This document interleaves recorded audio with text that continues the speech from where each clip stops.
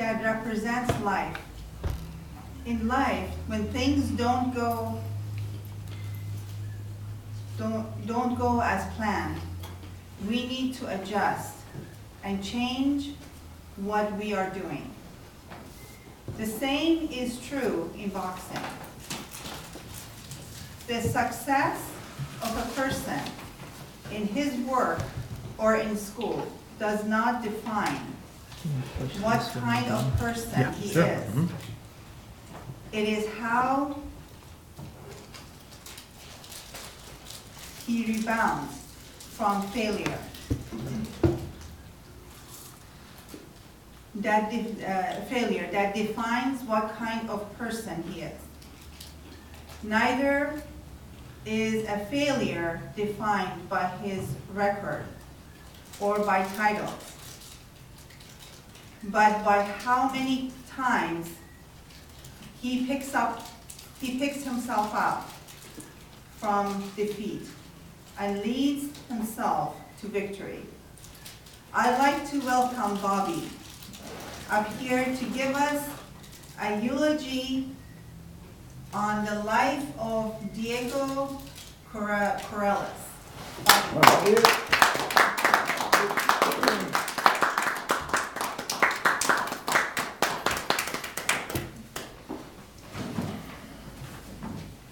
I'm here to honor the life of a great fighter, a true blood and guts warrior, Diego Corrales, also known as Chico.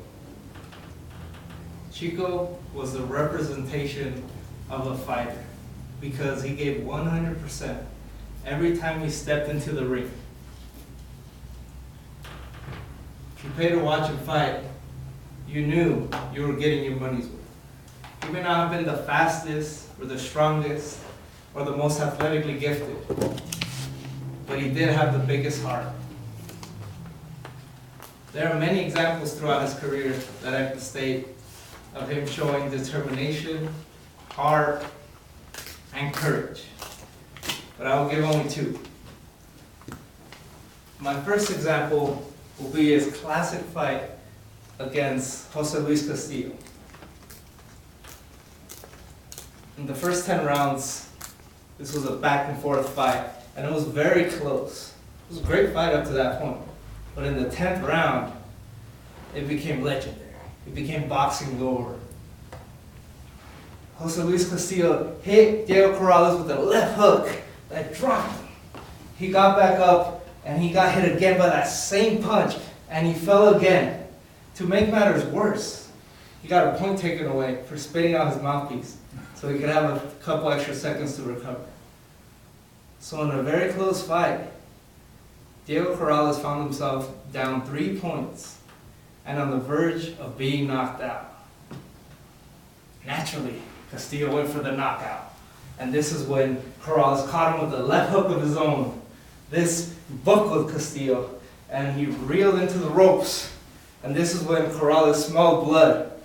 He jumped on him, landing one haymaker after another until the referee stopped the fight. This is the type of stuff that comes out of a Rocky movie. Some people consider this the greatest fight of all time. And this fight teaches us to never give up. That no matter how many times we fall, that we need to come back up and come back harder because we're still in the fight. Chico was just as inspirational in defeat as he was in victory. My second example comes from his fight against Mayweather. From the first round, it became clear that Corrales was overmatched. He was overwhelmed by Mayweather's speed and accuracy. In the 7th round, Corrales was dropped 3 times, but he kept getting up and kept moving forward. In the 10th round, Corrales was dropped 2 more times, and his corner, seeing that there was no need for this fight to continue, there was no need for Corrales to take this punishment, threw in the towel. And when Corrales found out his corner had stopped it, he rushed to his corner and started cursing at them. He said, "What the hell are you doing? And what the is wrong with you. Needless to say, he was very upset at this decision. Corrales was willing to die in that ring that night.